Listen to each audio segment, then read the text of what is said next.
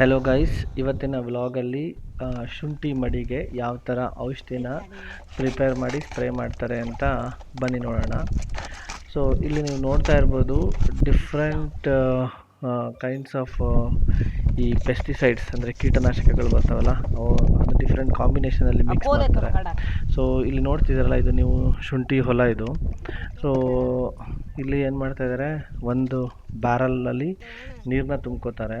ಆ ನೀರೊಳಗೆ ಈ ಔಷಧಿ ಏನು ಬರುತ್ತಲ್ಲ ಅದನ್ನ ಹಾರ್ಡಾಗಿ ಈ ಥರ ಮಿಕ್ಸ್ ಮಾಡಿಕೊಂಡು ನಂತರ ಆ ಎಲ್ಲ ಔಷಧಿನೂ ಆ ನೀರಿಗೆ ಮಿಕ್ಸ್ ಮಾಡಿ ಹೊಡಿತಾರೆ. ಸೊ ಇಲ್ಲಿ ಆಮೇಲೆ ಈ ಔಷಧಿಗಳು ಕೂಡ ತುಂಬ ಕಾಸ್ಟ್ಲಿ. ನೀವು ಅಂದ್ಕೊಂಡಷ್ಟೇನು ಕಡಿಮೆ ರೇಟಲ್ಲೇನು ಸಿಗಲ್ಲ. ಮತ್ತು ನೀವು ಎನಿ ಅಗ್ರಿಕಲ್ಚರ್ ಶಾಪ್ಸ್ನ ನೀವು ವಿಸಿಟ್ ಮಾಡಿ ಈ ಥರ ಪ್ರಾಬ್ಲಮ್ ಇದೆ ಅಂತ ಹೇಳಿದ್ರೆ ಅವರೇ ನಿಮಗೆ ಸಜೆಸ್ಟ್ ಮಾಡಿಬಿಡ್ತಾರೆ. ಸೊ ಯಾವ್ಯಾವುದು ಔಷಧಿನ ಯಾವ್ಯಾವ ಟೈಪ್ ಆಫ್ ಪ್ರಾಬ್ಲಮ್ಸಿಗೆ ಸ್ಪ್ರೇ ಮಾಡಬೇಕು ಅಂತ. ಸೊ ಅದು ಕರೆಕ್ಟ್ ಕ್ವಾಂಟಿಟಿನಲ್ಲಿ ನೀವು ಮಿಕ್ಸ್ ಮಾಡಿ ಹೊಡೆದ್ರೆ ಮಾತ್ರ ಅದು ಎಫೆಕ್ಟಿವ್ ಆಗಿರುತ್ತೆ. ಸೊ ಇಲ್ಲಿ ನೋಡಿ, ಇಲ್ಲಿ ಆಲ್ಮೋಸ್ಟ್ ಔಷಧಿ ಪ್ರಿಪೇರ್ ಆಗಿದೆ. ಈಗ ಈ ಔಷಧಿಗಳೆಲ್ಲ ಭಾಳ ಡೇಂಜರಸ್ ಹ್ಯೂಮನ್ ಹೆಲ್ತ್ಗೆ. ಸೊ ಏನಾದರೂ ಸ್ವಲ್ಪ ನೀವು ತಪ್ಪಿ ಕಣ್ಣಿಗೆ ಮುಟ್ಕೊಂಡ್ರೆ ಅಥವಾ ಕೈಗೆ ತೊಳ್ಕೊಳ್ದಲ್ಲೇ ಊಟ ಗೀಟ ಮಾಡಿದ್ರೆ ಅದು ಹೆಲ್ತ್ ಮೇಲೆ ಭಾಳ ಇಂಪ್ಯಾಕ್ಟ್ ಮಾಡುತ್ತೆ.